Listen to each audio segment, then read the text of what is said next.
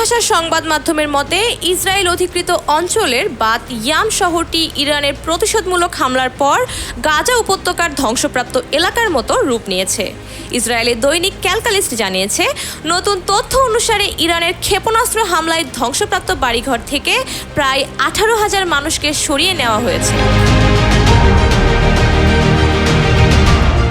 এর মধ্যে 12,000 জনকে হোটেলে স্থানান্তরিত করা হয়েছে এবং বাকিদের ভাড়া অ্যাপার্টমেন্টে রাখা হয়েছে।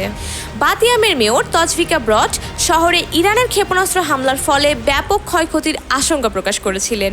ইসরায়েলের চ্যানেল 10-এর সাথে কথা বলতে গিয়ে ব্রট এই আক্রমণকে শহরের ইতিহাসের সবচেয়ে কঠোর আঘাত হিসেবে বর্ণনা করেছেন। জানিয়েছেন 120 টুনাম আবাসিক এলাকা সম্পূর্ণরূপে নিশ্চিহ্ন হয়ে গেছে। মেয়র জোর দিয়ে বলেছেন, একদিনের ইরানি বোমাবর্ষণে অভূতপূর্ব মাত্রায় ধ্বংসযজ্ঞ ঘটেছে। এটি কেবল বাত ইয়ামে নয়, দখলকৃত ভূমি জুড়ে দেখা সবচেয়ে বিপর্যয়কর আক্রমণ হিসেবে দাঁড়িয়েছে। Nusrat Jahan Anika, news 21 international desk.